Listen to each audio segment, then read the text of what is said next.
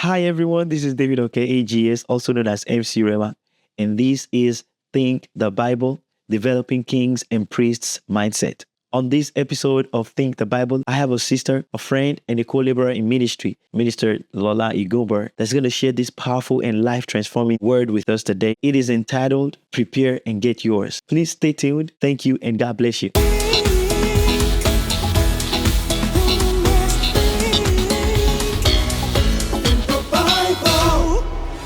Hello, everybody. So, as I was sweeping the floor yesterday, or the other day, I can't remember which day it was, but I just decided to listen to the Bible app, and I came across 1 Kings chapter 1 and kept listening, and then I got to chapter 3, and something that stood out for me and was just so interesting to me that I was like, oh, this is a word.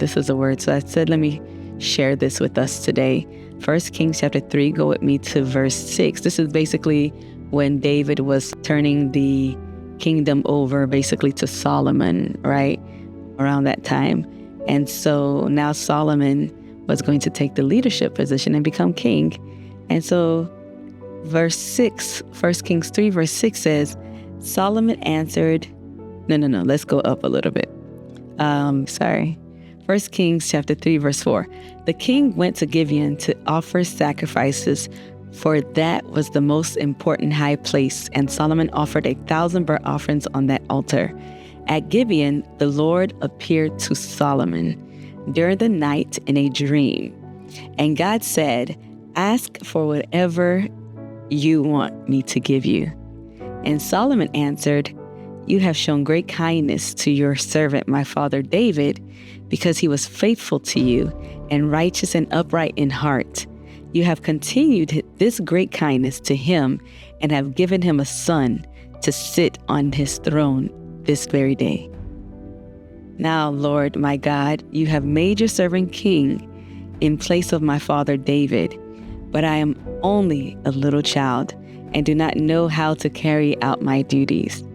Your servant is here among the people you have chosen, a great people, too numerous to count or number. So give your servant a discerning heart to govern your people and to distinguish between right and wrong. For who is able to govern this great people of yours? So as you can see, let me just break it down a little bit. I know we know this story. We are taught this story at a young age, but it's like it didn't occur to me that this conversation between Solomon and God wasn't a dream. I just thought that it was just, an encounter that he had with God, but I didn't remember that it was in a dream. And so in the dream, in that one encounter, the trajectory of Solomon's life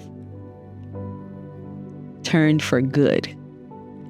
When God says, what do you want? What do you need? Tell me, ask. And Solomon asked for wisdom. That set up the rest of his life and the generations to come. And it was in that encounter. It was in a dream.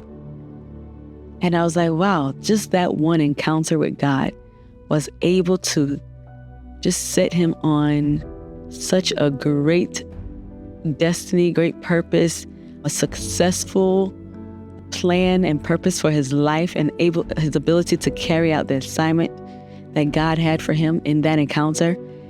And then I was reminded of the scripture, I think in Joel, that talks about, in the last days I'll pour out my spirit upon all flesh. And it says some will dream, some will have visions, some will prophesy.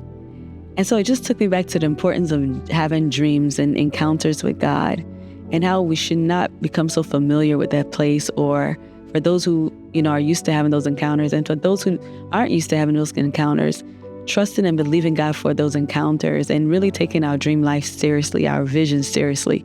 Because it was in that encounter that Solomon was able to almost like seal his destiny, that he would be the wisest king on earth. God was able to show the expression of that request to him too. If you go further down, you'll see, just in case you don't take dreams, seriously and things like that, you'll notice that in the later scripture, after he asked for wisdom and God said, okay, I'll give you that and more. I'll give you the ability to discern. I'll give you wisdom, but I'm going to give you everything else that you didn't even ask for, right? After that, now we see in the next example where the two prostitutes, right, that both had babies and one slept on over her baby and passed, and then they presented the case to him. You will see that the thing that he asked God for in the dream, in that encounter that he had with God, found expression, became manifest in his life.